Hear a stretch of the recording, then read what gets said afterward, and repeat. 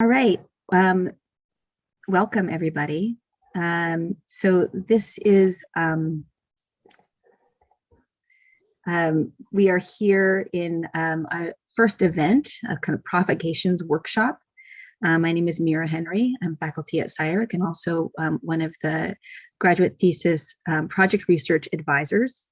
So this is this group of students are grad thesis project research spring semester seminar students.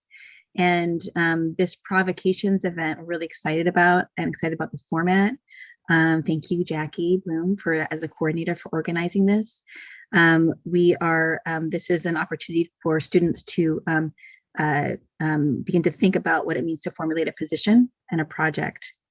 So right now, this is one of 4 provocation workshops that are happening at the same time, all being recorded and archived for the students' reference. The topics are ecology, narratives, social equity, and technology. Today, this workshop is on the topic of social equity, and we are really happy to have faculty member Thabisile Griffin hosting this event, as well as myself here. Also, John Cooper will also be here, and he's one of our history theory advisors also. So I want to introduce Thabisile Griffin. Again, we're really happy to have you here. Let me see if I can move a couple of things around so I can see everybody's faces. There we go. And for the students and for all those who will be listening in the future, Thabisile Griffin is a historian, and she specializes in the 18th century Atlantic world, Black indigeneity, and colonial insecurity. She examines periods of social and political instability to determine changes, logics of differentiation and hierarchy, especially as it applies to African descent and Native populations in the Caribbean. She's published in various outlets and has lectured and presented her research at Yale, UCLA, Harvard, UPenn, among other spots. Additionally, she researches and writes on the Black radical tradition across space and time, and global histories of subversion against colonial and state violence. Along with her position at SCI-Arc, she's also faculty at Columbia University.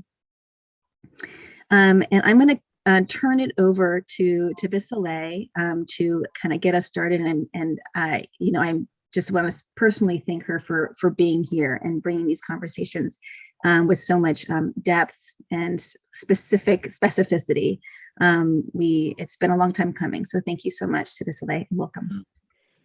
Thank you for having me all. Can everybody hear me well? Yes, we're good to go. Okay. Yeah, I'd love to, extend my gratitude to Miss Jackie Bloom, of course, for the invitation, for such a cool curriculum, to both of the faculty instructors, John and Mira, who I have separate experiences with, and you all are very lucky to have them as instructors, as you know much more probably than I do. And yeah, I'm excited to be here. Happy Monday. As you all know, we're, rounding out year 3 of a global pandemic. So this isn't an out of place time to ever talk about equity in whatever way you want to theorize on it, right? Or really an out of place time to talk about ecology, all the other themes that you all will be looking at. I don't know if these students will be looking at other themes as well. But yeah, the other workshops are important as well. So yeah, today, I was given the prompt of social equity, and I'm a historian. So what that means is that we are invested and we attempt to get others invested in, like Mira mentioned, kind of like the details and the specificities of things, right? And also how they appear in time, in place, and within context. And so what I wanted to start off with, and this isn't really a formal lecture. So if you do have questions, feel free to write them in the chat. I might not get to them till later, and then, we'll have our discussion and we'll talk about the prompts or, the free write prompt that I gave you in those 4 questions, which I hope kind of elicited some kind of interesting or creative thoughts, right? So yeah, we could start off with this term, social equity. And You'll notice that the title of this particular workshop, if you've seen it in the way that I have, and I did this intentionally, places social equity in quotations, because of course it's constructed, right? And like ideas that are constructed, it's malleable, it's unfixed, it's subject to change in accordance to time, place, and condition. So let's talk about our understanding of it and see if there are opportunities, for dissection or implosion, perhaps. So just a brief, some brief lineage. Western study attributes the coining of the term social equity to this cat. I don't know if you all studied this in class already, but Jackie, stop me if you have, because I have other things that I can also say.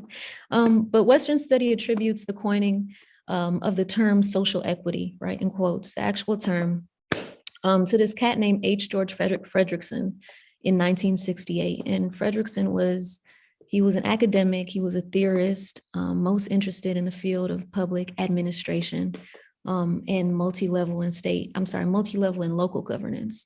So he was always thinking about these questions of like governance, and public administration. And if you think about the time that he coined this term in 1968, and think about what was happening in the 60s, both locally, meaning in the US, and globally, right? You had social unrest and social movements that were symbiotic, that fed off of each other. You had independence movements in Africa. You had, social movements in Britain, in Latin America, and Asia, of course, here, right? In Alabama, et cetera, et cetera.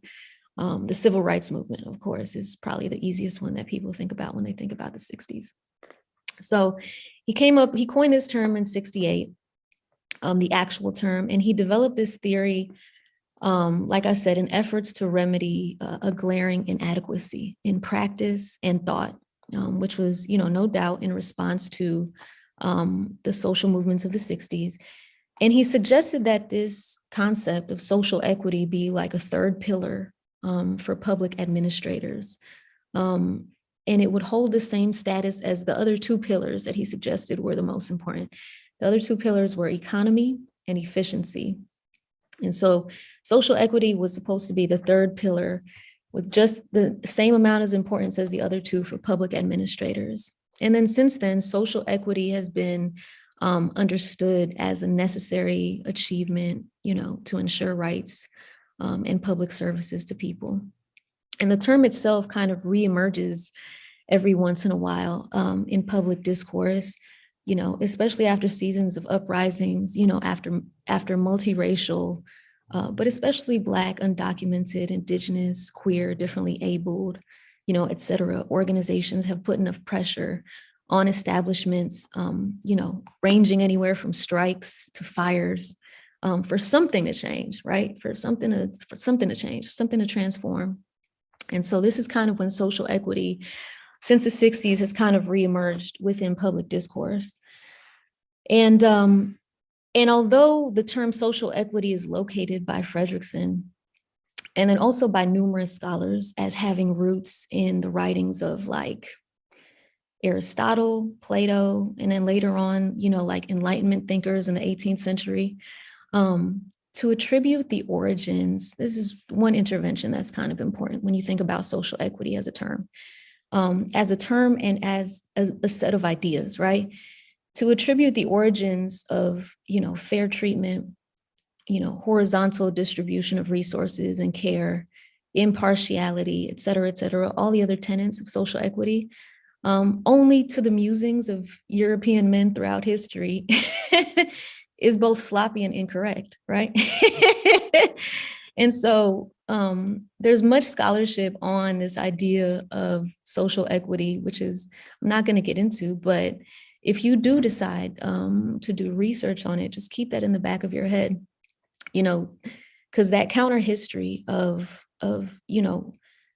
historical theories of social equity is, it's beyond the scope of this workshop, but I want to encourage everybody to think about histories from the ground up that honor the theories and dedication, ways of living from, poor and working class people globally. So folks have been struggling for equal resources and impartial treatment for centuries, from revolts of enslaved African people in the American South to Dalit movements against caste policies and Brahmin fascism in India. Like, these are all very serious examples of not just theories of social equity, but actually laying down your life in efforts towards this. And so, we can't just talk about Fredrickson and Aristotle and Plato and whatnot. We need to, expand the range of examples. So yeah, folks have been living the reality along with theories. Folks have been living the reality of what we consider socially equitable societies for centuries, before the violent interruption of colonialism and later globalization. And some of these societies have in fact some of these societies are rebuilt as something new and flourishing, like the Zapatistas in Chiapas in southern Mexico, who are an autonomous zone separate from the Mexican state. And, they're a great example when we talk about, the doctrine of social equity, because their social doctrines fulfill really above and beyond social equity. So what I'm trying to say is that there's much to learn from our neighbors, right? Much further than, Fredrickson. I mean, we're thankful for him, but but we have real life examples, south of the border. And so yeah, that's just a really important intervention when we think about this idea of social equity, the origins of it, because in essence, theories of social equity belong to anybody that is struggling socially. And so anybody can be a theoretician of social equity. So then let's get into like distinctions, right? So you'll see social equity positioned within the same kind of conversation as social equality, because people often like to make this distinction, and it is an important one. And it's an important one, for very exciting reasons, especially for me. So the difference between social equality, let's say this, the difference between aspirations towards social equality and aspirations towards social equity under racial capitalism, of course, is care. How much time you put into study and the understanding of histories. And this includes histories beyond your designated race. So social equality, we'll say social equality, which is, the first thing people talk about, it assumes the participants or the population or the person is starting from a level playing field, right? And thus, restitution or reparations or what have you, or resources, gets distributed equally under that assumption of this level playing field. However, social equity, right? The difference between equality and equity specifically asks to, or doesn't assume that. It understands that people come from a variation of disadvantages, historically, generationally. And so to successfully attempt towards social equity, you have to have an understanding of these histories. It demands an understanding of history. It demands care, it demands time. But racial capitalism, which is the economic system that we're under globally, and then even prior, like European feudalism, hold inherently, a violent social hierarchy that refuses equal playing fields. And so this, the economy that we're under, a capitalist economy, requires inequality, right? It requires inequality to function. So if you're living in the US or any other country that participates in globalization, which is under a capitalist economy, even if only historically, and your country's still recovering from it, the idea of social equity is kind of only aspirational. Social equity, it's aspirational because you can't achieve equality under capitalism. But it prompts us towards some urgent tasks that will still be helpful in this reparatory struggle, right? The question is how to achieve equality within a system that requires inequality to function. And so I don't want you all to take this as any kind of pessimism. In fact, you can look at it as, an optimistic clarity, right? Because it even pushes you to be, more imaginative towards the possibilities, towards what can be. So yeah, there can't be social equity or social equality under capitalism. So these frameworks aren't enough, but that doesn't mean they're not useful. Just because the destination of social equity is, currently unachievable, it doesn't mean that measures taken under this framework, towards rights for public services, diversity measures, programming, workshopping, like this, important conversations, et cetera, are not incredibly useful or crucial even, right? Because they still bring about critical discussions and importantly, they can create countercultures of care, community, and mutual aid, right? But I think, and that's kind of an important leg of this workshop. What's most useful about this idea of social equity and the aspiration towards it, which is a worthwhile aspiration, even though I just said it's impossible, it's still worthwhile, is that it necessitates that we learn fully about populations, about each other, and that we never stop learning. So this, of course, demands an investment in people's histories, both individual and collective. The theory and call towards social equity understands that people are living under different degrees of disadvantages, like I said earlier, which can only be understood through the development of, or through the knowledge of, civil wars, enslavement, revolutions, institutional racism, the development of the police and why they came to be, refugee policies, the North American Free Trade Agreement, and the list goes on, infinity, right? So social equity as a worthwhile aspiration demands that we spend more time on each other and more time on each other's histories, what we take, and that we take in that history and we keep taking it in. So, there's this question, how can we meet social equity is kind of like, the way people will sort of water it down in a quick phrase is meeting people where they are. But the question is, how can we meet people where they are? How can we meet each other where we are if we don't understand how we got there? And so that's the potential of this framework of equity, is that it charges us to slow down and pay attention, right? And then so one of your questions, I gave you all 4 questions along with that free write. Ask this question. There's this question that asks, how do you feel about strangers? So, and that's the second component of this, because it's a global fear. So along with this lifelong study of history is also an interrogation of this idea of strangers. So one of the greatest thinkers, writers, editors of all time, Toni Morrison, she delivered a lecture at Harvard in 2016 called Being and Becoming a Stranger, or Being and Becoming the Stranger. And in this lecture, she talks about the process of othering, of racialization, of fabricating strangers and strangeness, of making it up, and to what purpose it serves, which is, for now it serves capitalism, but that's both beyond the scope of this workshop, but it's also exactly the point. And in this lecture, Toni Morrison describes her own participation in this process. So she tells this story where she's in this river place, right? She's walking in the yard when she sees a woman sitting on the edge of a neighbor's garden.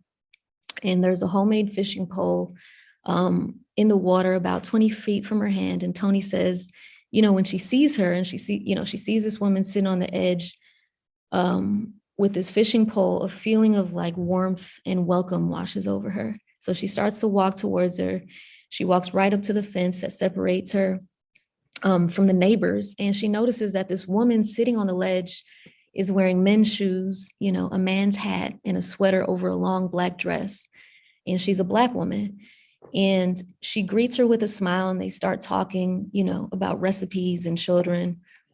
And then Toni asks if she lives there. And the woman replies no, that she lives in a village nearby. But the owner of the house lets her come to the spot to fish anytime she wants. And then Toni says that she's, very witty and full of wisdom that old people seem to have a lock on. And she says when she leaves the woman, there's an understanding that she'll be there the next day to talk. And she imagines that a friendship will grow with her, and she'll invite the woman to come over to her house and, sit in her house for coffee and more stories and laughter. Like, she's visualizing this continued relationship from this 15-minute conversation she had with this elderly woman. And Toni says that she reminded her of someone, of something. So then later, she goes back the next day, Toni goes back the next day, and the fisherwoman isn't there that day or the following days. And when Toni asks the owner of the home about the woman, she tells her that no one has ever seen her before, nor has ever heard of her, they don't know what she's talking about. No old woman had ever fished from her well, ever, and none ever had permission to do so. So, Toni decides that the fisherwoman, maybe lied about the permission. And then over the following months, like, she would just mull over in her head, like, who was this mystery woman that I met and talked to for 15 minutes? And she would ask people around the village, even people outside in the neighboring village, if they had known anything about this woman. And she notes that the people in the neighboring village have lived there for like 70 years. So they would have known. I don't know if anybody's from a small town, but you tend to know everybody, right? You tend to know people's children, like, if you ask somebody about somebody down the block, you'll know exactly who they are. And so nobody knows what she's talking about. So, first Toni's kind of amused, like, was this a figment of her imagination? Did she dream her? But then it grows to be like annoyance. She grows annoyed with this mystery of this elderly woman. She wonders, what she was doing in that neighborhood anyway. Like, she didn't drive. She would have had to walk miles to get there. And she's confused why she's missing this woman that she only spoke to for 15 minutes.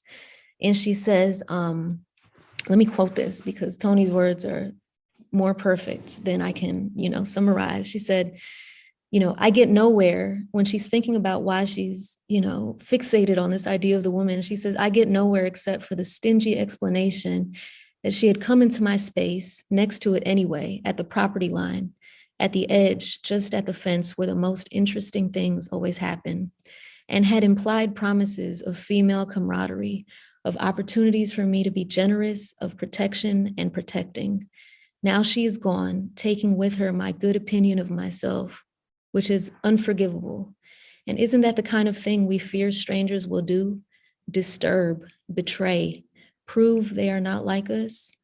That is why it is so hard to know what to do with them.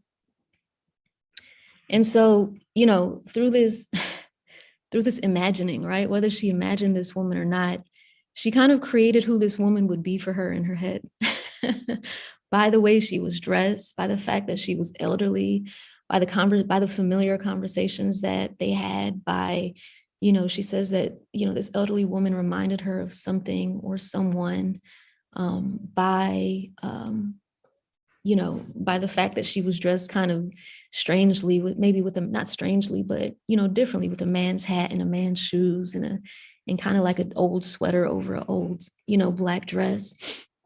And so, Toni talks about, I'll read one more quote and then I kind of want to get into discussion. But she talks about the way that we fabricate strangers and strangeness, excuse me. And in this way, the way that we make a separation, right? Otherness.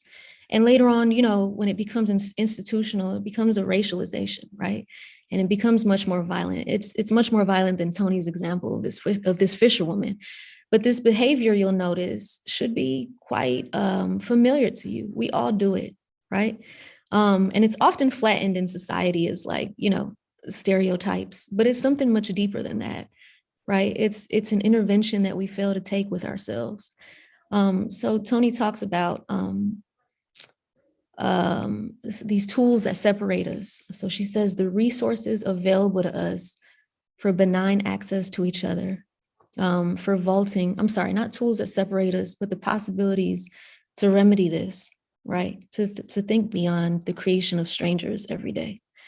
The resources available to us for benign access to each other, for vaulting the mere blue air that separates us are few but powerful: language, image, and experience, which may involve both, one, or neither of the first two.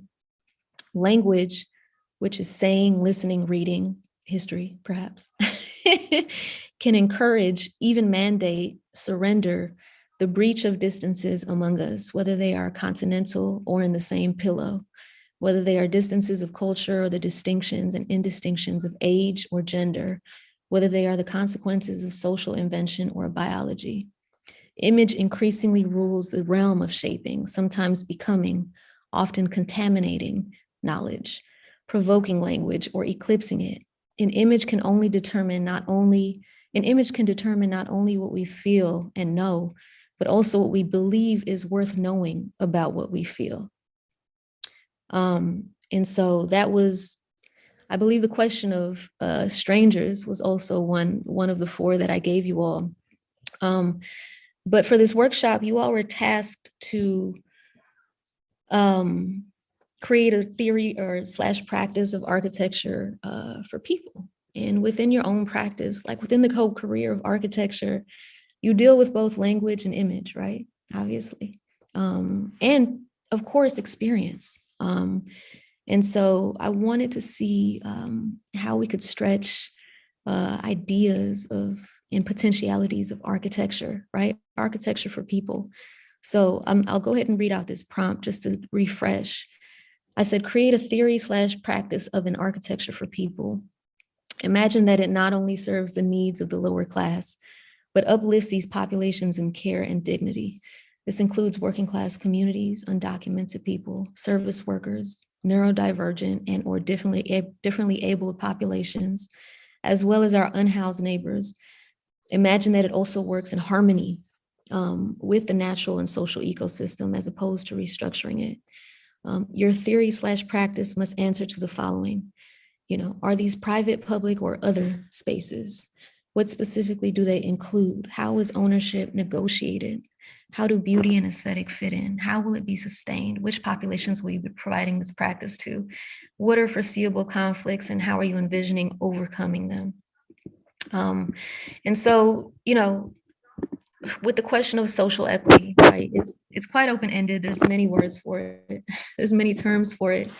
And it's at this point, it's quite an institutional term, like I said, the actual term itself is historicized to be coined by somebody that was in an institution talking about, public administration and governance, right, and local governance. But the actual tenets of it, these ideas of meeting people where they are, understanding histories, sort of deconstructing the stranger, is something that happens, both locally and globally, in both intimate settings and, collective settings in all cultures, right?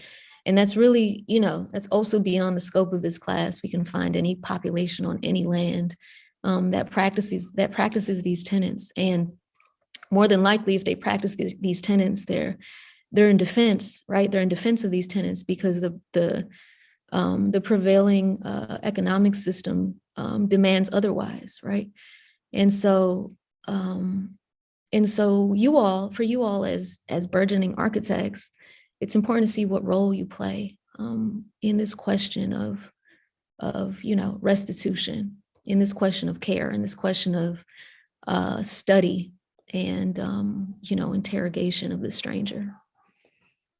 So what we could do is, should we take a little break, maybe like a 5-minute, and then we can come back and talk about the exercise?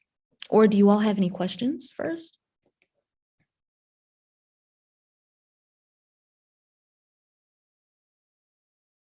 Brandon, Megan, G, Patrick, no?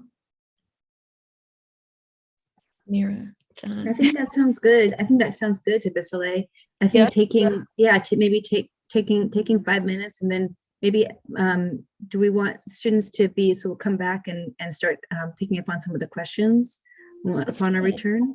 Okay. Right. So after 5 minutes, you all could pull up what you have written down, both in response to the questions and the free write. And we could talk about that. There's a really there's a really great quote that Toni includes at the end of this speech that I'll share at the beginning of the next portion. But let's take 5 minutes and come back maybe 10:42. Sounds good. Lots to unpack. Thank you. Okay.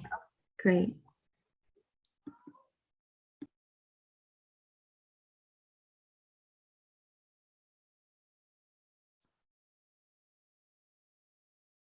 Okay, maybe we could shuffle back in here. Hello, hello.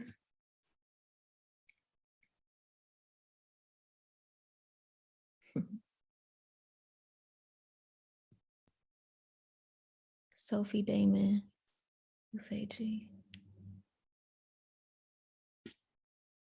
Excellent, excellent, excellent.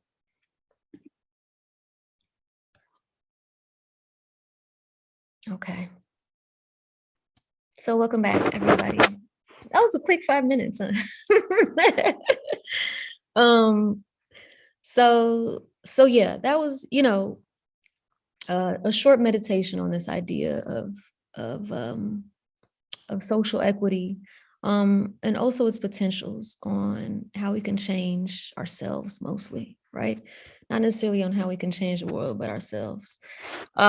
So I gave you all, we don't necessarily need to talk about the 4 questions. The 4 questions were more of to get you all thinking. But I do want to explain, well, I'll go through all 4, the logics for all 4. The first one was, what does beauty mean?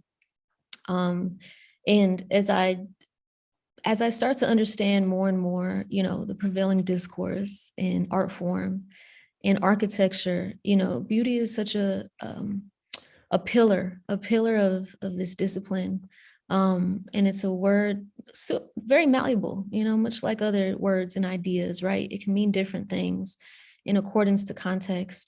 But there's also, I've noticed this really, indignant attachment of, it might be postmodern attachment of beauty to a very like elite notion of fabrication, very elite notion of cleanliness, of sharpness, of lines, of containment. And so I was curious as to how you all imagined beauty in that regards. It doesn't have to do with architecture, but it's just what I was thinking about, right? Because when we think of strangers, if you walk outside of the city, if you walk outside of SCI-Arc, immediately, you're faced with encampments, right?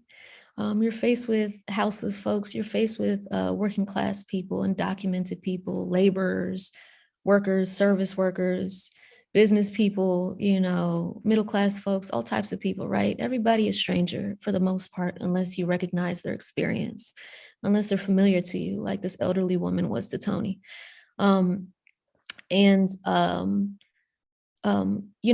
But a large population in the downtown LA are the encampments, are houseless people. And, I'm always asking the question, like, are encampments, in their structures, in their creativity, in their sustainability, are they not worthy of an architectural meaning or embrace, right? The structure in and of themselves, the social practices of houseless people, the survival practices, are those not worthy of meaningful embrace, of brilliance even? Are encampments not worthy of the ascribing of beauty, right? In the way they've been built, in the way they've sustained, in the way they've weathered the climate, the policing, et cetera, et cetera. And so that's where number 1 is stemming from. Number 2 refers to the imperative. If we're thinking about social equity, it demands that we learn about each other, because that's what distinguishes it from it's arch nemesis that people like to talk about, social equality, right? A lot of people will decide social equity is really the moral, the position of the greatest moral standing, right? Because we're considering each other's disadvantages or advantages, or historical events that have happened that have positioned us, more vulnerable than our peers. And so yeah, there's this imperative for all of us to understand each other, both individually and on a collective scale. So the question of how do you best learn history? Is it through reading? Is it through archiving? Is it through talking to elders? Is it through a connection to your family members? Is it through photographs? Is it through film? Is it through architecture, right?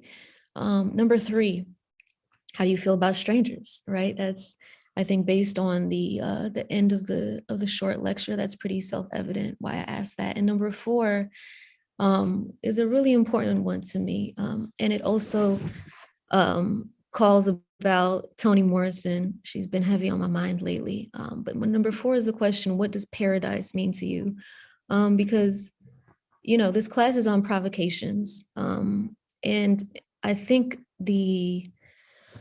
you all can correct me if you think otherwise, but I think the objective in provoking is to come to, more inspiration and to come to, better conditions in whatever ways you want to determine that, right? Determine what that means. And so when we think of better condition, paradise is probably, whether you think about it theologically, whether you think about it as a possibility here on earth, whether you're religious or non-religious, whether you think about it socially, social form of paradise, educational form of paradise, and artistic form, et cetera, et cetera. Paradise itself is a term that, really connotes this idea of betterment, of peace, in a sense. But historically, and in the Western world, modern paradise, Toni talks about in a book of hers called Paradise, which is one of her greatest texts. In the foreword, she talks about paradise having four of Milton, and Milton was a poet, an old school poet that we could talk about later. Four of Milton's characteristics. The first one is beauty, which has to do with number one, right? The first question I asked. The second one is plenty. The third one is rest. And the fourth one is exclusivity. And so she gets into it. She said, beauty is benevolent. It's controllable nature combined with precious metal, mansions, finery, and jewelry. Plenty, in a world of excess and attending greed, which tilts resources to the rich and forces others to envy, is an almost obscene feature of a contemporary paradise. In this world of outrageous, shameless wealth squatting, mulking, preening before the dispossessed, the very idea of plenty as utopian ought to make us tremble. Plenty should not be understood as a paradise-only state, but as a normal, everyday, humane life. The third one, rest, that is the respite from labor or fighting for rewards or luxury, has dwindling currency these days. It is a desirelessness that suggests a special kind of death without dying. Rest can suggest isolation, a vacation without pleasant or soothing activity. In other words, punishment and or willful laziness. And the final one, which is probably one of the most important ones that I wanted you to think about, although I didn't give you these four strains of paradise, but this idea of exclusivity, however, is still an attractive, even compelling feature of paradise because so many people, the unworthy, are not there. Boundaries are secure, watchdogs, security systems, and the gates are there to verify the legitimacy of the inhabitants. Such enclaves separate from crowded urban areas, proliferate. Thus, it does not seem possible or desirable for a city to be envisioned, let alone built, in which poor people can be accommodated. Exclusivity is not just a realized dream for the wealthy, it is a popular yearning of the middle class. Streets are understood to be populated by the unworthy, which should ring familiar, going to school in downtown LA. The dangerous, right? Streets are understood to be populated by the unworthy, the dangerous. Young people strolling are understood to be prowling the streets and up to no good. Public space is fought over as if it were private. Who gets to enjoy a park, a beach, a street corner? The term public is itself a site of contention, which there's an entire history on the term public as well, which maybe we'll do another workshop on. But yeah, so those are Milton's four characteristics of paradise, which Toni is suggesting have endured in the minds of many. And they have, right? Many of us when we think about paradise, if not us, maybe generations prior, but recent generations, think about, private resorts, right, on the beach, clean spaces that are far away from the residents, the inhabitants, the native peoples, beaches, exclusive spaces, pretty spaces, sanitized spaces, highly secure spaces, right? Locks and keys. And so the question then becomes as you create an architecture for people, and I don't know if you all were thinking about this, but we'll see. What does that mean in terms of paradise? What does that mean in terms of the utopian space, right? Is it a wild space? Is there conflict in that space? So let's get into it. So first, let me open up let's open up the floor for any questions about anything that was talked about. But then I also want to hear everybody's, at least a portion of people's response, right? You don't have to read exactly from your free write, but give us a gist of what you were imagining in terms of architecture for people. Should I call on people, or do you all want to volunteer?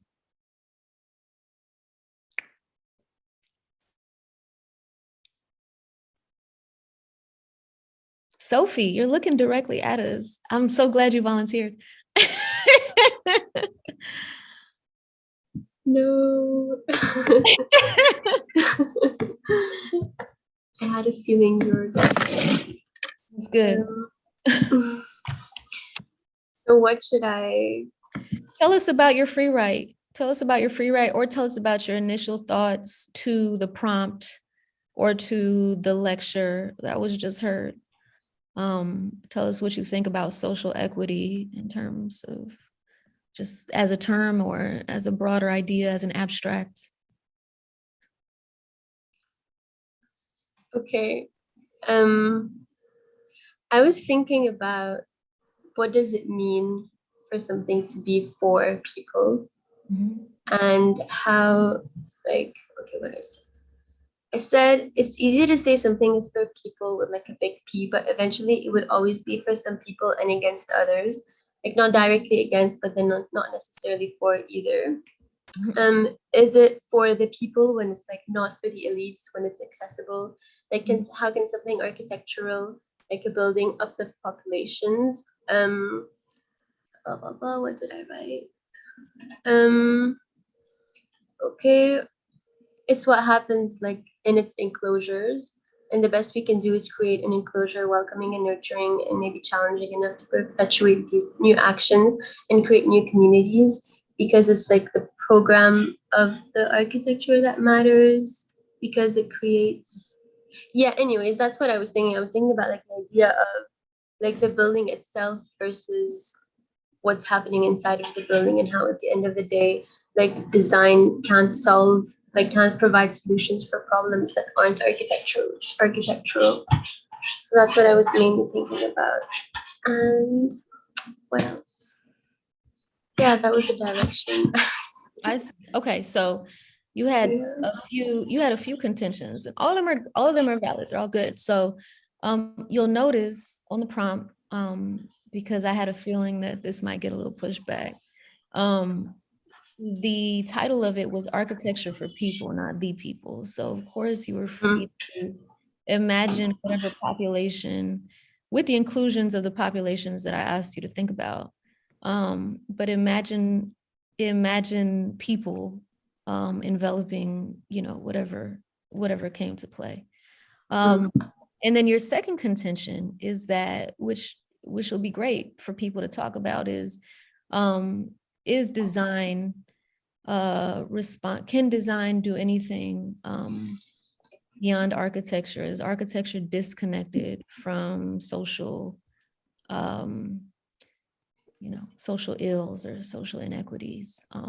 So you said, I think one of the last things you said was that design is not really forgive me if I'm paraphrasing it harshly. Design isn't responsible, and I'm not agreeing or disagreeing, of course. Design isn't responsible for, in essence, doing anything that's beyond, architectural. So what do we all think? Do you all agree with that? Do you disagree? Should we stretch that a bit? Is architecture separate from social conditions? No, it's not separate. I wouldn't say like it's separate. But these are just like questions that I always have, like in general, when I look at like design giving solutions to problems that are at their core, not like what you said about like it's at the end of the day it's always aspirational because it's like rooted in capitalism, so there's only so much that we can do like actually. So that's just something that's always on my mind when I think of like architecture and design and its actual Right. Well, there's also this capitalism in the history of the world is a fairly new system, which means that it can go soon, or it can be altered soon, or it can be stretched soon, it can be changed. And so I just want to caution you all against thinking that we're stuck. We're stuck and the world isn't moving, right? Because formerly impossible economic systems have been struggled against and beaten many times over. And so that is in fact the task, right? I didn't say, you know, this idea of social inequity is impossible under capitalism, so let's throw it out. I said in essence, we need to think about struggling for both simultaneously, right? Struggling for alternatives to capitalism, as well as building social equity simultaneously. But those are all great questions, Sophie. You know, it is hard to think about how design can can do something about this, you know, hundreds-year-old, you know, whether it's market capitalism, industrial capitalism, global capitalism, or any way people want to define it, you know, white supremacy, whoever, you know, whatever, casteism, you know, but it's possible. It's very much possible. And I would in fact suggest that the possibilities become more evident when you understand the history of architecture in the framework of the history of property itself. Because once you change the ideas of property, and you mentioned enclosure, you change the ideas of property, you change the ideas of hierarchy in essence, right? So yeah, in learning the history of property, I think it might become a little bit more reachable for you all as architects, this idea of having a stake in all of this in a very meaningful way.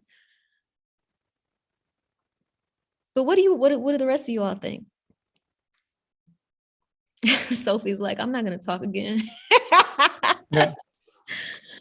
I think in some ways I agree, you know, agree with Sophie to a certain extent, in that, you know, I took it as housing for the people, like the majority of people, as opposed to the few who are currently able to afford, you know, housing in like Los Angeles, for example. And I think that you know, a lot of times design can't really solve those major problems, like you know, access to housing. I don't think that design's really best at that, but I think design can do a lot of things. I mean, there's designing a house, you know, for marginalized people that looks like it's for marginalized people, and there's designing a house that feels like a home, I think, to people, even if it's a lot of times it is playing on sort of like social norms or cues, but you know, people want to feel proud of where they live, and a lot of times that is taken from like the greater sort of like you know, culture that we live in. So you can kind of play on that. I think the important thing is to create a home that's welcoming, that's inviting, that gives people the kind of space that they need. So if you're talking about design specifically, I think along those lines, that's one way to do it. Okay. Thanks, Brandon.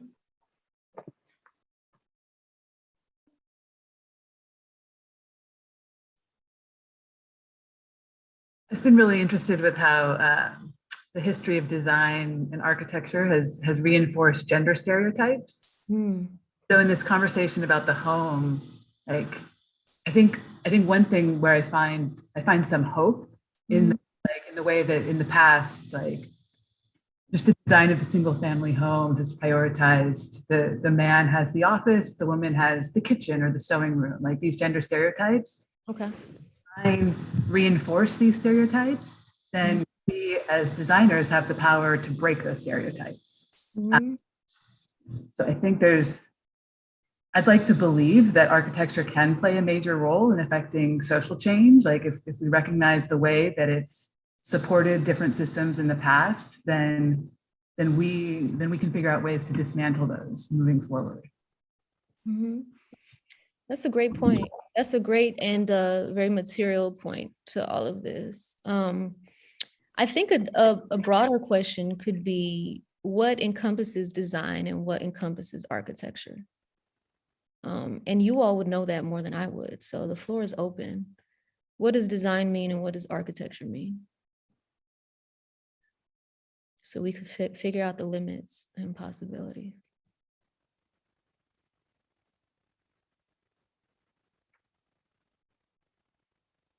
Sophie, don't look at me or else I'm gonna call on you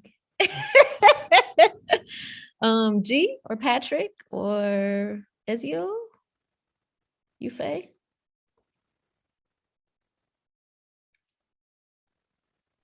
I don't know if I see them separate to each other really. Okay. So maybe what design suggests architecture. Okay, so I'm not asking to position the, okay, so what is design / architecture then? What does that encompass?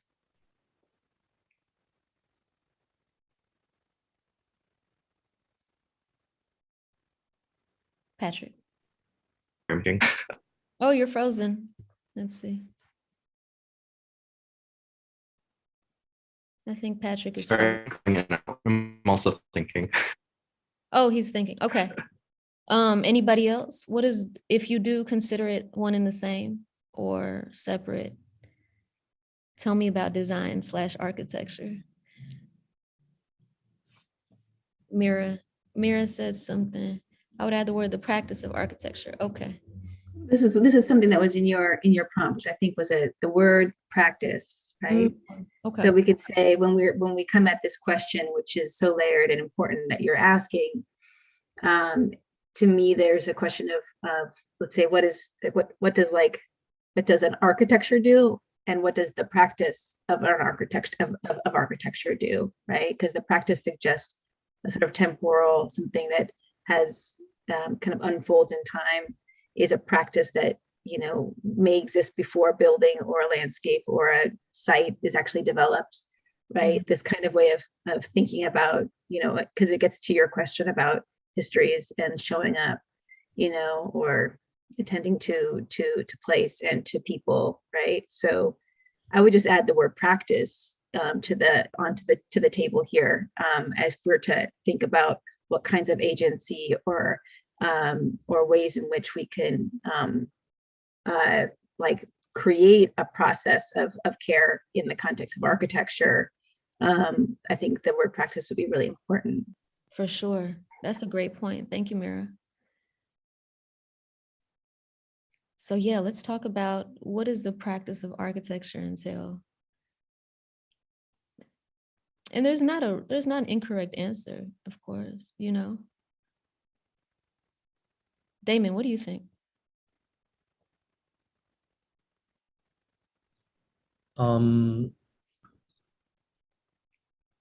I feel like the design and architecture, I wrote that to the question for the paradise. So so my point is like I feel like paradise is not maybe it's not something we build and kind of accept by the public, but like the paradise is like something we need to build inside ourselves. So like everyone has their own paradise. So like as this, I feel like for architecture or like for designer, our goal is more about how to fit the needs of the others. Like it's more about like I don't know. It's more about like accomplish others' paradise rather than like we do our own practice. No, just I see. yeah. So that's individualized, basically. Yeah. Mhm. Okay, nice, nice. So that kind of speaks to taking time to learn about people in essence, Yes. because Mhm. you would have to learn about them to know their needs Mhm. and thus their own, individual ideations of or ideas of paradise. Yep. I see. It's a great point, Damon. Thank you. Okay, well, we can return back to this question of the practice of architecture. It is a layered question, but do you all think about it often, or, as architects, it's an important one, and I'm all ears. Oh, Mira, you have something to say. Go. I mean, I just would add that what's timely about this conversation is that, you guys are in thesis, in the beginning of thesis, and the thesis, like your thesis is not, you're not gonna like build an architecture for thesis. You come up with like kind of an ideology of at least you build up an idea and a provocation for thesis. And so your projects in some ways can and will be in some ways kind of filling out this question of what is an architecture, what is a practice of architecture. Each of you will be, in fact, inherently in producing a thesis, right? It's a sort of situated sort of ideology and sort of idea about what is, it's Sophie said, it's about program, or someone else says it's about listening to histories, or it's about subverting the plan, or whatever it is, right? Like these are this question about agency and architecture, has different meaning, let's say for your career, let's say going forward, that and specific resonance at this moment when you have an opportunity to kind of make a claim, hold some space and say something, right? Even if it's something really sort of nuanced. So I mean, I like what you're asking, Thabisile, because you're asking, like how can architecture actually engage in some like really critical like social conditions? And I think that the response being, I'm not sure if it can, that may be your response, but I think that your thesis is a place to be able to at least ideate on some of these things, right? I mean, in the best way, like this is what I think, or what I would like to imagine about what it would mean to like produce an architecture in a place, as an example.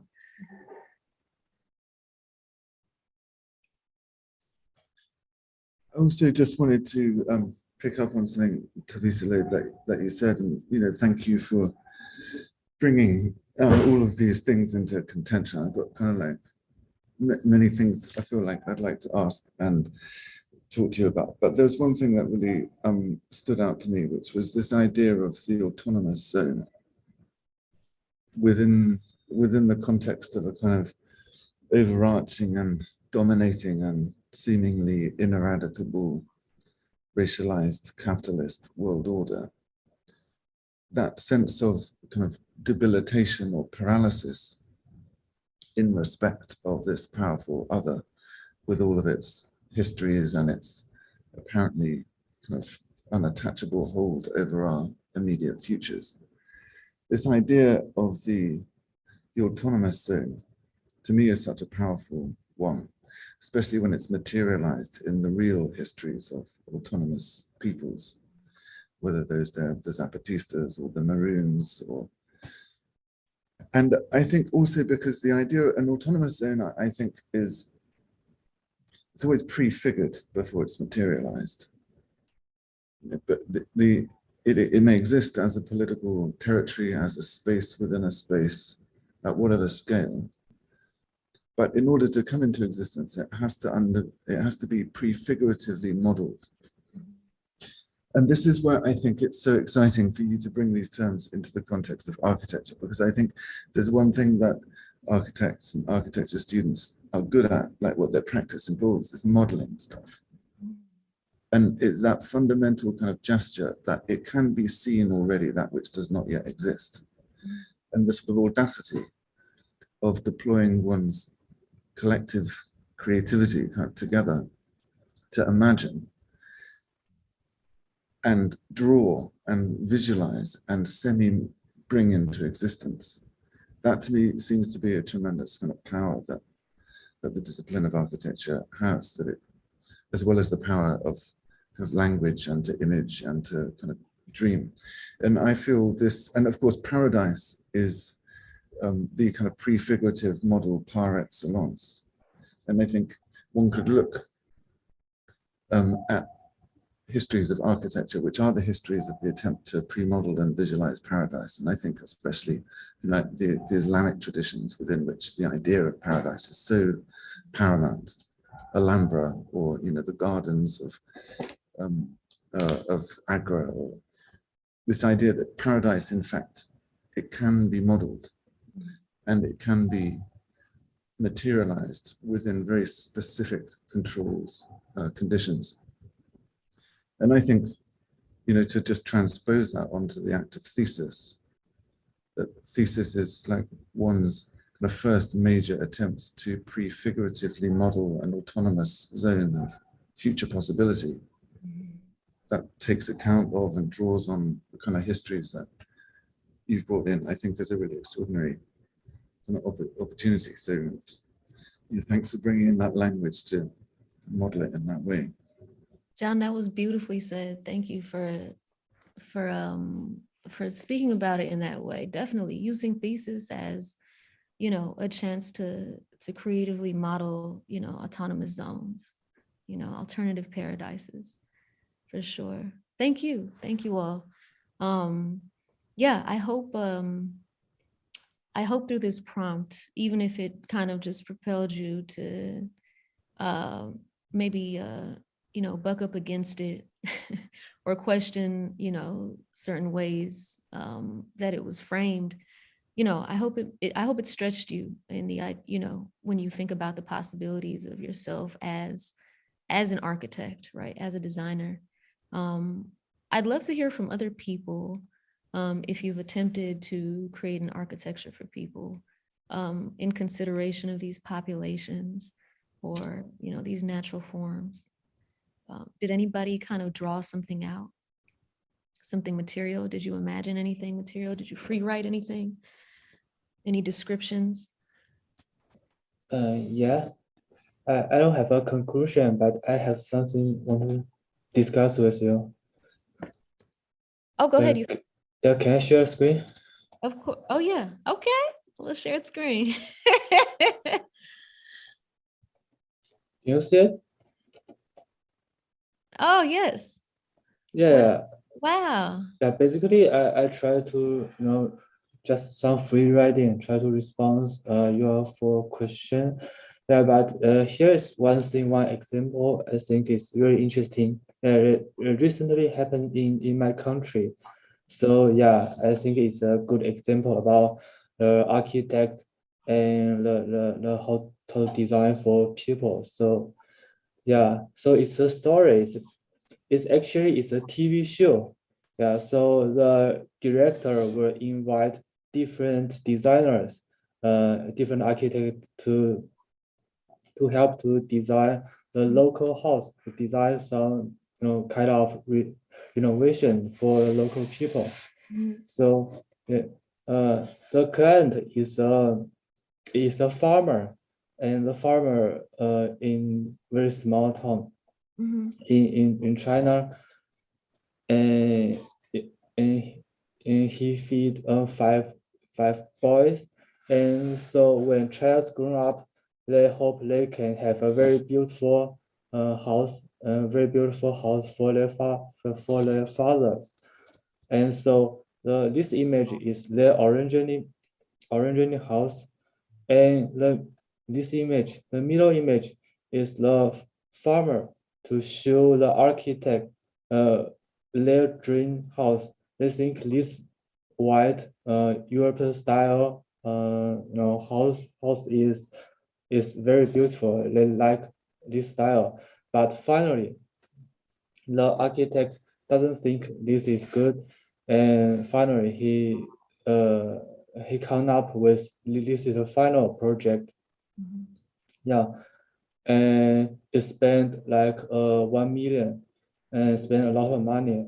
So these events have a lot of discussion on China internet, because some people think the architect doesn't respect to the client at all, but the architects think what the client like is very ugly. They don't like it, so the architect want to show client what is the real, beauty and architecture should look like. They use the architecture mind. The architect has the architecture aesthetics. Yeah. So some people really support the architects.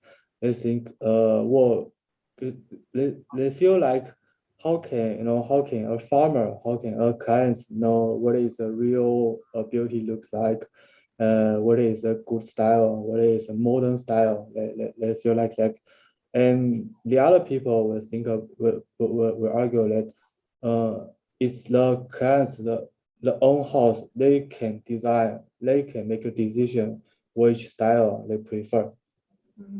Yeah. I see. Yeah. Nice. Wait, can we see the rest of these? So I really like that you're kind of speaking to Damon's contention as well of what paradise is. It's individualized. It's important that, as designers, you understand that it's the idea of paradise and beauty isn't a universal, and certainly not a Western universal. Yeah, the paradise. I don't have too much idea about how to connect paradise with the architect and architecture.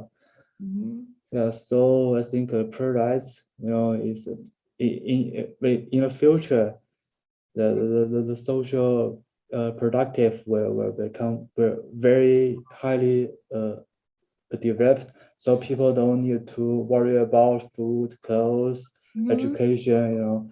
Yeah, so all members, all people in a society can just do what they want to do. They can be artists, they can be designer, they can be doctor, whatever they want. Yeah. Right. Well, Yufei, paradise connects, what you described in this description here, which is wonderful, and the pictures and everything, in relationship to a built environment, it very much intersects, which is what I understand, at least architecture is at its basis, right? A built environment. And so what you wrote down, you said, what does paradise mean to you? The productive social forces are highly developed and material wealth is highly abundant. Okay, cool. All members of society have a high degree of communist consciousness and moral character. Okay. In the communist society, labor is no longer a means of making a living, but the first need of people's life, confirmation of the essential power of people.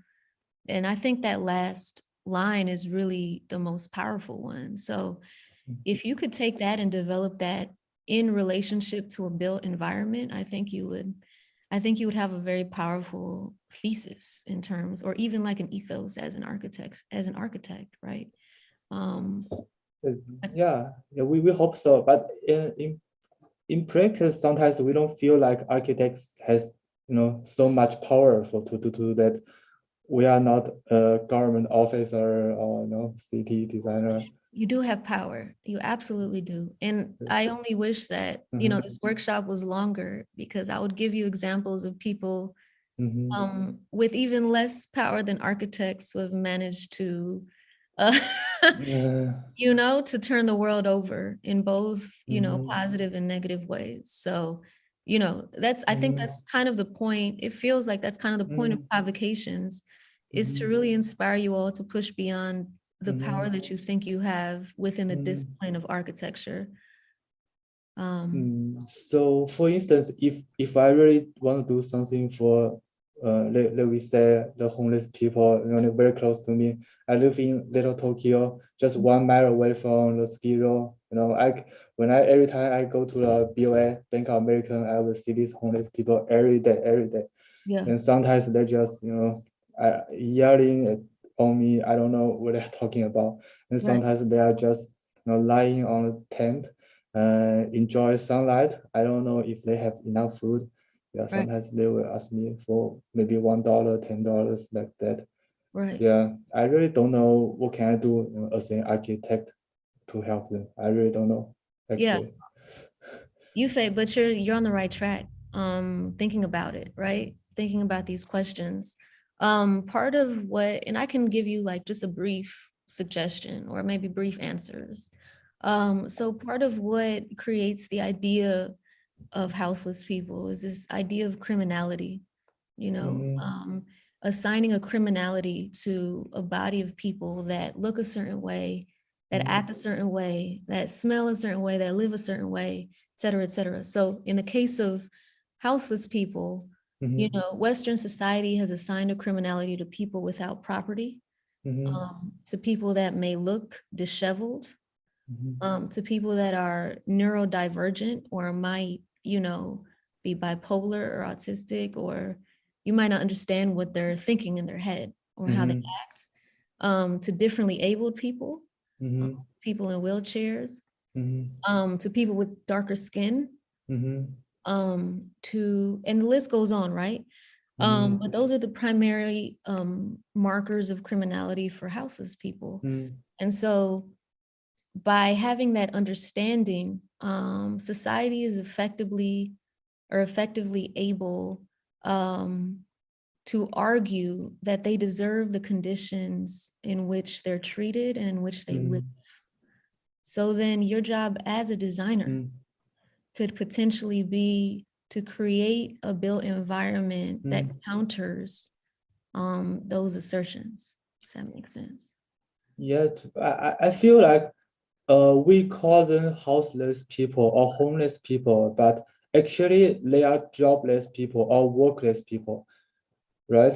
Yeah, we sometimes we try to design some affordable house for them, like tree house, but the real problem is that they don't have income, they don't have job, they are not be educated well, right? They cannot afford a good job to to have a family, to feed themselves, right? So I guess this is a real issue for that.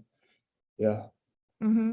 Well, yeah, those are so that's an example of what you feel about them. But would you have to guess what you feel about them if you knew them? And so that question, in fact, connects to the last part of the lecture, which is this idea of the stranger. So another thing that, social equity kind of charges us to do is not only learning the history of people, but knowing them, getting to know them. And that goes along with this practice of care. So you wouldn't have to, we all wouldn't have to guess what we can do for houseless people if we talk to houseless people, or if we talk to criminalized people, or if we talk to poor people or what have you. Do you know what I'm saying? And so that's, that's one of the, definitely one of the barriers in effective support in terms of these different populations. But if this is kind of a good time for me to read. There's a last portion. So when I talked about Toni Morrison's that essay, or that speech that she delivered at Harvard, the last part of it, after she talked about encountering this fisherwoman, she really, she goes into a really deep philosophical place and uses some really interesting questions. So I'm gonna read it verbatim. She said, and this goes into this idea of like, what can we do to help them? When in fact, the question should be, why are them?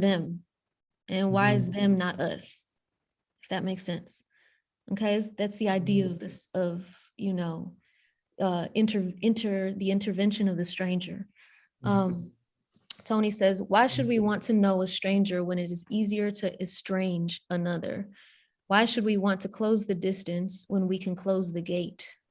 It took some time for me to understand my unreasonable claims on that fisherwoman, to understand that I was longing for and missing some aspect of myself, and that there are no strangers. There are only versions of ourselves, many of which we have not embraced, most of which we wish to protect ourselves from. For the stranger is not foreign. She is random.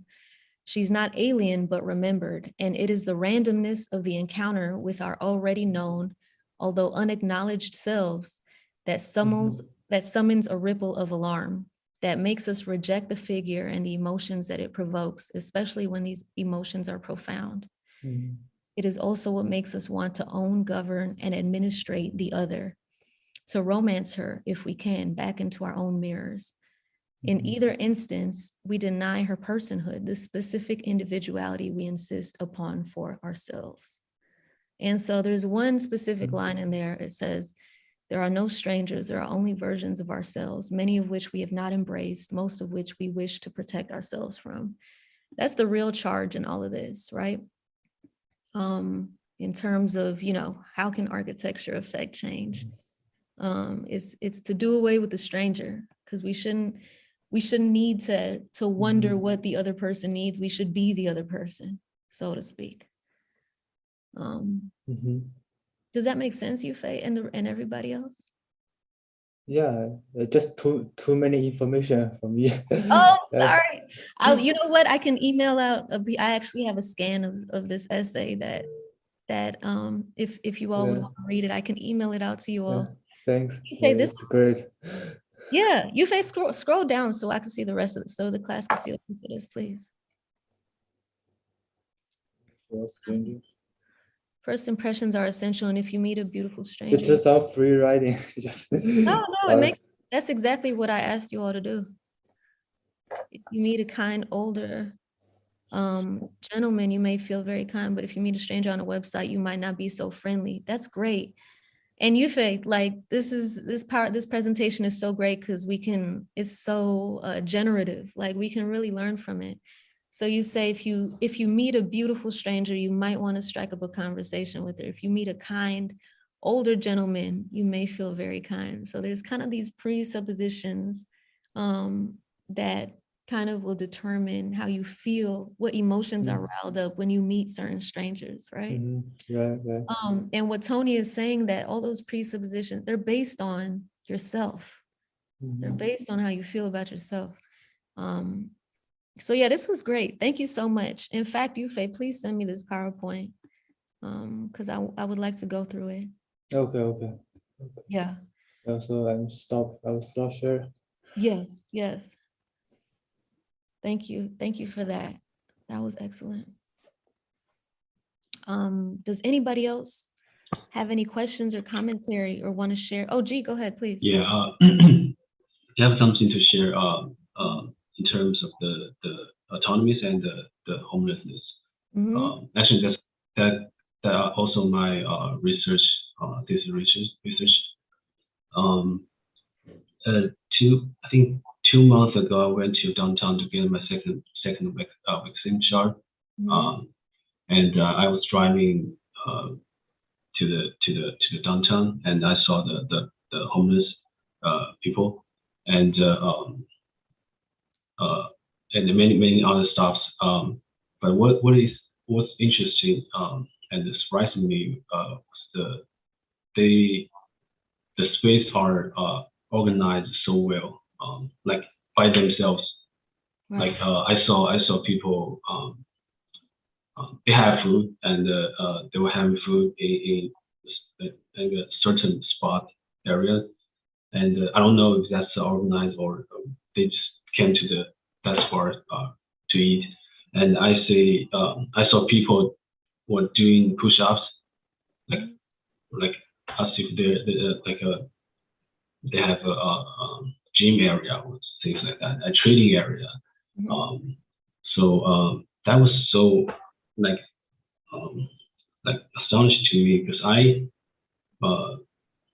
before I go there, I thought it was just so messed, like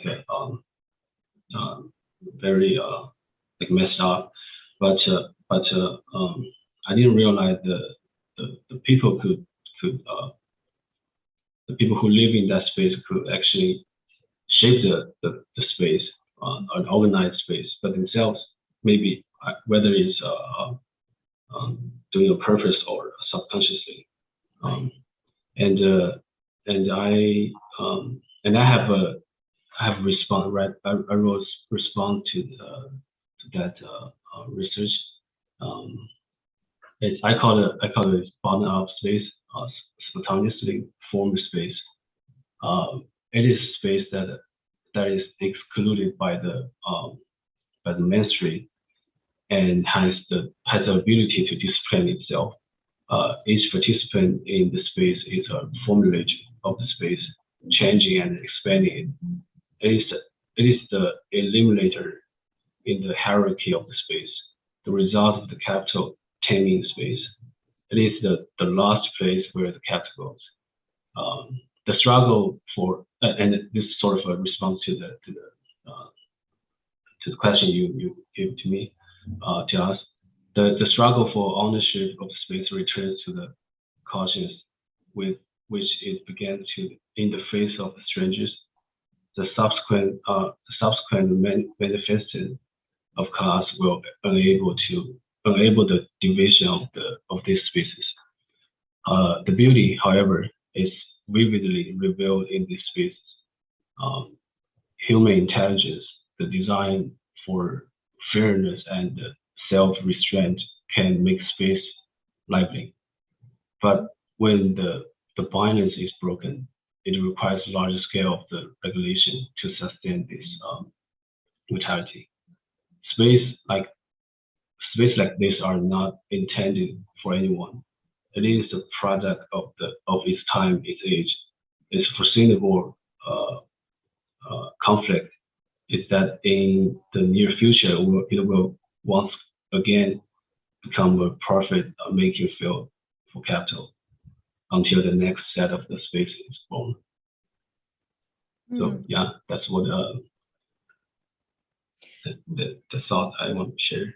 Yeah. G, do you mind actually, because I want to read through that closer. Do you mind, and you don't have to if you don't want to, do you mind copying and pasting that to the group chat? Yeah. Yeah, do that for us. I'd like to read that a lot closer because it sounded really thoughtful. But no, those earlier observations that you had in terms of how you were surprised about, the organization of encampments, and the daily social practices, of course, from working out, et cetera, something that people don't know is that a large majority of people that are houseless in this city are newly houseless, which has to do with the housing market crises in Los Angeles, which is, kind of beyond the scope of this workshop. But so these folks, they were housed not long ago, The second part is that, for some reason, I cannot copy and paste. Oh, you can't? Okay. But I think I can share the Word document. Do that for us if you could share the screen. The second thing is that that's a really good, when you notice that surprise of organization, that's a really good time to interrogate why you're surprised. You know what I'm saying? What past thought processes had you believing that these people were incapable, or maybe not as capable of, the organization of a built environment. And so that goes for all of us, because I know that many people will share similar surprises or, feelings of surprise when you notice that houseless folks are us, are us. Okay, so now we are reading G's responses. Excellent. Okay, so beauty is a subjective feeling. It is a desire for truth. It is the existence that provokes human feelings, regardless of all obstacles. It is absolute fairness and justice. something beyond substance. Nice. The best way to learn history is to experience it firsthand. Okay, but due to individual limitations, each person has far fewer times and opportunities to learn history. Interesting. Because of this, I believe that reading is the quickest and most efficient way to learn history. I agree. Not many agree. Not many are as privy to reading history, but I definitely agree. Turning other people's history into one of your own. That's a great point. Strangers are independent beings in this world that have not yet crossed your path, full of unknowns and caution. Interesting. Paradise is utopia. It is a perfect place that does not exist. Perhaps it is also the place where everyone wants to be. Interesting. Okay, so G, if you don't mind, can you like zoom in just a little bit, just for my eyeballs? Just make it a little bit bigger for me. Thank you. Perfect. Okay, so the architecture of people, it is a bottom-up, spontaneously formed space. It is a space that is excluded by the mainstream and has the ability to discipline itself. Each participant in the space is a formulator of the space, changing and expanding it.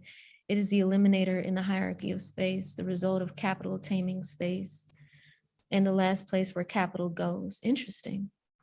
The struggle for ownership of space returns to the caution with which it began in the face of strangers. The subsequent manifestation of class. The subsequent manifestation of class will enable the division of these spaces. Beauty, however, is vividly revealed. Interesting. There's so many like really thoughtful and idea provoking things in this formulation, G. I would encourage you to keep developing it. Like where you have these this idea of what a capital taming space, kind of teasing that out. What does that mean? What is the subsequent manifestation of class? Is that, because there's a struggle for ownership of space. I see. So then that begs the question, does there have to be a struggle for ownership? Can there be a collective understanding of, collective governance? What does it take to build and ensure that? Is that possible? Is that impossible? It's a product of its time. I see you put down there. No, this was great. Thank you. I'm actually going to ask you all, Mira, if this is possible, if everybody can send their responses to me, because I would love to read everybody's. I'm curious. So yeah, if everybody could put theirs on a Word document, maybe send them to Mira and she could send them to me or John. Thank you, G. You could go ahead and close the screen share. I'll give a couple last chances for anybody to talk about what they wrote or what they think, or maybe ask questions. Patrick, did you ever come up with the answer to the largest question in the world? What is design/architecture? Not exactly. What is I wanted to hear what you guys said when I was gone, though. Oh, okay. Because I only heard snippets. For sure. I guess I was just thinking that design maybe is more related to function, maybe, and architecture comes after that. It comes as a result of how the human body relates to design in certain proportions and things. Okay. Inserting the human body into it. Cool. I see. Anybody else? I think I also wrote something related to like the houseless people. Yeah. Which I believe everyone is not so different from them. Like from what you said, like, we are all houseless, like from some perspective. Since it's kind of because of the economy or like the capitalism requires us to like have like a steady income, or like all those like material things to support us to have like some house to live in. Well, actually we are so vulnerable to those if we kind of like, if there's like just something bad happen to us, or happen to them and make them into those situations. Right. And I feel like because of like the status of like houseless, they kind of start to losing some privilege or kind of the resource which was like open to them. So for example, yesterday I was like thinking about like the book Concrete Island from the Ballard, which is talking about like architect, he just like had a crash and trapped in those like highways and like concrete like forest which he's not able to escape. And kind of remind me of today's topic, how like you mentioned like the beach or some space which was supposed to be public, but because of it's a resource and they start becoming like more private side, and people are not able to use them because of whatever their current status. And I also thinking about like how about how's the like two sides of the wall of the architecture, like maybe come to like the interior, where people is like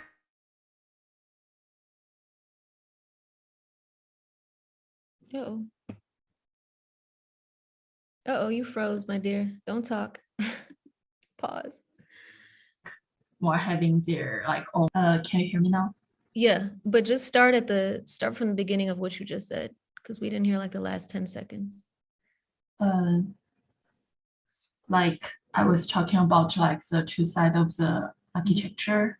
So from like the interior perspective, like everyone's decorating their own home. From like which from the other side of the building, it's like coming for the pedestrian, but like mostly like for the like folks, it just like maybe like the building is trying to add something, trying to like keep them away, which I feel like actually like the pedestrian, I mean like the walkway side, maybe you need to be open to them. So I mean they're just like, I don't know, like several thoughts, but I feel my main opinion is like how the source or like means the resource of like the public space was kind of defined by like your current like maybe financial condition sometimes, which are not so equal. Right. Public space is not so public. There's there's an entire history and a body of scholarship on it. In fact, public space in the colonial era, as it was imagined, at least in Britain, and it kind of crossed over to British colonies in the Americas. Public space was a condition. It was this idea of public space came about in addition to enclosure. So it's kind of like, with this idea of enclosure, we're also going to designate these places that are still gated, whether materially or immaterially, right? Still policed, but we'll call it public space, open to a certain kind of people. So yeah, that's definitely something to think about, but you're on the right track. When we think about how does the built environment work, what are the possibilities of the practice of architecture? You just, this idea of opening up the home, I guess. And I know I'm kind of summarizing what you said, sloppily, but this idea of opening up the home to pedestrians. Megan was talking about reversing the gender roles within homes, within the architecture of homes, right? If we think even just as simple as like reversal of what's already been done, we're already on the right track. And since so many of you all have brought up, the houseless population, our neighbors, so much in the built environment has been done to criminalize them. Pay attention to the benches, pay attention to the spikes that have been inserted on sidewalks so they can't sleep comfortably on the floor. Pay attention to so many things that have already been done. So it's as simple as a reversal, but I believe that you all have the capacity to imagine and create beyond a reversal. Another good question that we might not have time to really think about, but that you all can kind of simmer on is, what does the practice of architecture look like beyond the violences of private property? Only because we're assuming that houseless people want to be in homes, or they want to be owners, or we're assuming that ownership, this idea of ownership in property, private property, property relations, is the universal morale, when in fact it isn't. Not only is property extremely violent, it rests on ideas of racialization, right, fundamentally. And so, yeah, what does the practice of architecture look like beyond private property? That's a fun prompt for sure. So yeah. Any closing comments, or if anybody else wants to share, the floor is open. Yeah. Sophie, how do you feel now? I know you kicked it off in the beginning, a little in a contrarian state of mind. Do you feel a little bit more hopeful, or are you still kind of on the fence about really the limits, and which is fine, the limits and possibilities? Yeah, no, I didn't mean to be like counter like that. It's just it's something I've been thinking about a lot, and then at the end of thinking about it a lot, then I became hopeless. It wasn't like it started hopeful. No, I understand. I was going to say, because I know Steve a little bit, I know that's not on the but I feel, in a way it's important to bring that in, because that is, that's a position to which we all are going to have to respond, because it's a position that exists out there, right, in the disciplinary conversation. And so I think it's good, Sophie, that you brought it up, because I feel like that's what they say.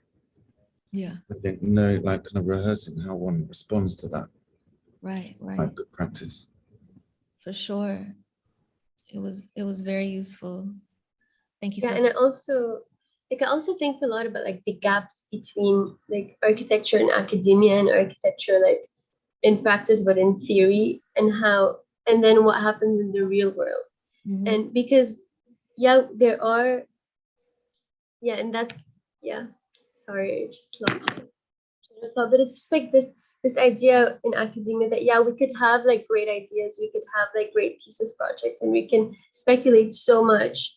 But then when it comes to the real world, if no one's asking you to build like a community center, it's not going to get built. If no one's asking you like to build these houses to house homeless people, it's not going to happen. And I just feel that this speculation is super like important in the field, and of course we have to be looking at how to find solutions for real world problems. But then there's this kind of elitism where the conversation is just like it just doesn't. I just don't feel like exporting in the real world because of like all these different like outside of architecture problems. So it's just that the more I try to answer the question of how can architecture respond to these problems, the more I find that I don't have a solution. It just stays in like an academic or like a closed, like Mm-hmm. So that's why I like sounded like that in the beginning. No, it makes sense. It makes sense, Sophie. And myself as an academic, that same kind of that same tension is there. Do these ideas mean anything in the real world? But ultimately that distinction between the academy and the real world is also a fabrication. It'll be separate if you make it separate, but all of us also live in the real world. We also come from these families and these lands and these histories. And so it's entirely possible for our own ideas and our own ways of practicing, our own examples, our own writing, our own structures to translate meaningfully. And there's been so many examples of this. There was off the top of my head, there were, members of the Black Panther Party that had PhDs you know, they didn't keep theorizing in the academy. They took to arms against the Los Angeles Police Department with assault rifles. I'm not telling you all to pick up assault rifles, but but there doesn't have to be a divide, you know. Frankly, I have same feeling. Like when we are at school, we always talk about what architecture do to the world, to the real world. But when we come to the real world, we cannot even call ourselves architects because we don't have license. You don't have license? What do you mean? we need an architect license so we can call ourselves architect. Otherwise, we can only call ourselves like designer, you know. Oh, I see. Okay. Yeah, we cannot even call architect. Oh, okay. Oh, well, Yeah. that's a whole nother struggle. I don't know anything about that. Yeah. I see. Yeah. Yeah. Okay. Well, I guess I'll round it out unless Mira or John, do you all have any further comments or questions, or anybody else in the class? I hope that it was useful. This kind of meditation on social equity as it relates to history, as it relates to this idea of the stranger, yourself as a stranger, may be useful in thinking about a personal ethos in your practice, you know, the direction of your practice. I just want to just add that I think that some of the things that got, I think that some of the things today, there's a lot of struggle today in what's been I think there have been, you're being asked to sort of struggle through some of these things, and I like that. And I think that one of the things I found kind of interesting at various moments just listening to the conversation was the way in which the kind of question of how to work in a material way, like what would it mean to actually, what would that mean to manifest in a certain way, and ideas about scale. Like today, like as you guys were all talking, I was imagining things that in order to start to address, you know, and develop a response, you would imagine it to be territorial in scale, massive, or super small, you know, like this kind of scale, like waxing wings quite radically as I was listening to the conversation, which I found really interesting. And I would say I would just put that out there for in the mix, that not presuming a certain scale in terms of what it would look like to start to respond in this way. And then the other is, how, I mean, again, the question of practice, like where does it begin, and who would it involve, you know? So like, is the architect the one who's, you know, working on, you know, designing the stuff and also bringing to get people together to like do this work, right? The kind of practice of it, the kind of orchestrating of a coming together or of a process, you know, that seemed really kind of present in the way that in the things that were discussed today. But again, Thabisile, thank you for the specificities that you brought to bear in the conversation. Yeah, I hope it was useful. If you all ever have any questions, either to further any of the, you know, the points that I talked about or any of the historical examples, please feel free. I'll write my email down to shoot me an email. Yeah, you can always get in touch with me and I can connect you with Thabisile. But also, I think the conversation around public space and the history of that feels like it should be something that it should be the next topic. Right. So this semester, I don't know if it's open to you all next year, if you all will be here next year, but at least this semester I'm teaching the history of property, the commons, race, and enclosures. So it's an international class. We go over, you know, the transition from the commons to enclosures within all the continents. And it's a fun course. So I'm teaching that this semester. I'll probably be teaching it again next spring. And it's open. These students will all be graduated at that time. But oh, okay. But yeah. Well, in it, there's, you know, I can send you all the syllabus if you're interested in reading about it too. But, you know, we go over different examples of people that are already enacting this, you know, social equity within, you know, in terms of the built environment. So it's already happening. Are we watching? Are we paying attention? Are we listening? It's a question. Yeah. Well, thank you all for having me. Thank you, Mira and John, for your super thoughtful comments. And thank you all, the students, for the responses. I'm looking forward to reading everybody's once Mira sends them to me. And yeah, I hope this was useful. Like I said, you could reach me anytime, and I will see you in the hallways of SCI-Arc. Yeah, soon. Yeah, send me students, please do send me your prompts, your responses, and I'll forward them on to Thabisile. And also, Thabisile, could you send us the Toni Morrison essay so Absolutely. that I can forward that on? Because I know that students would really appreciate that.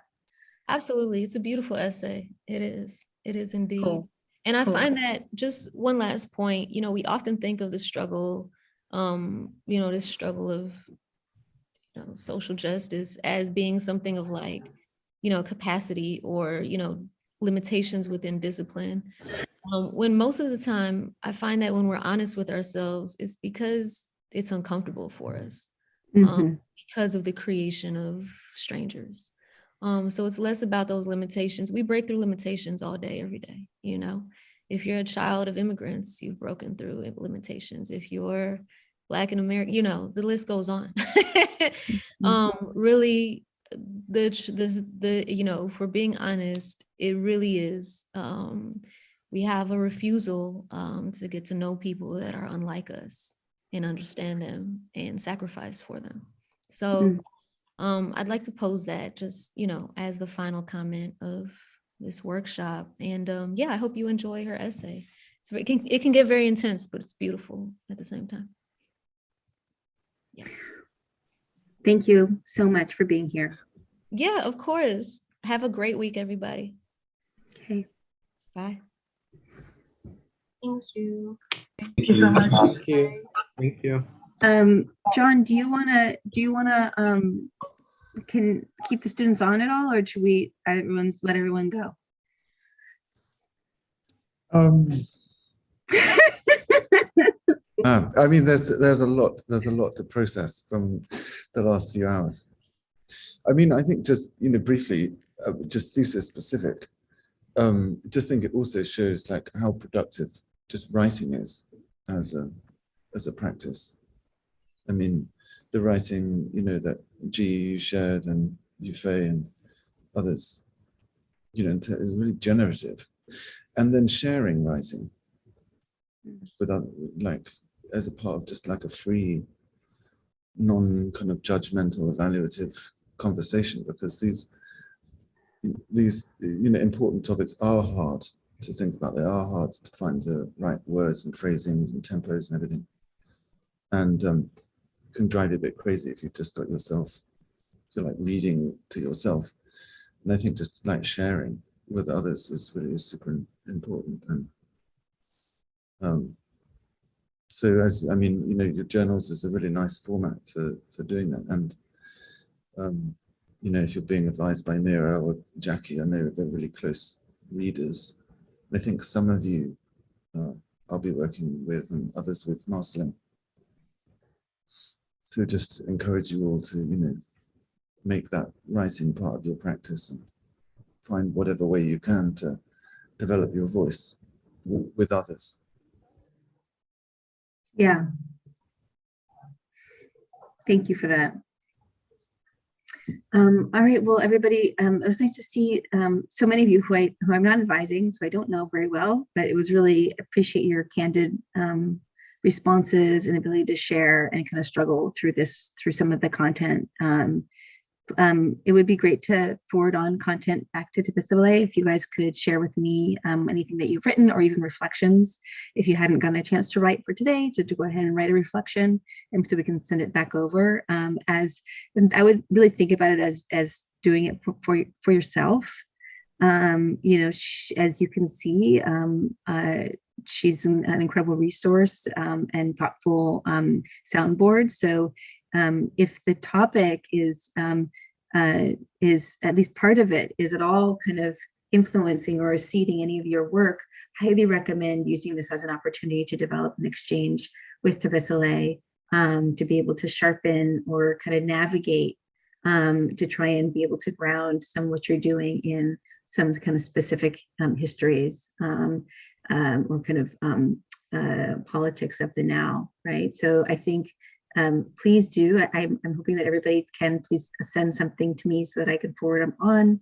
By the end of the day would be great. I will kind of email her tomorrow with content. So please go ahead and forward something on, or take a little bit of time to reflect, and then and I'll send them back out to her. Okay.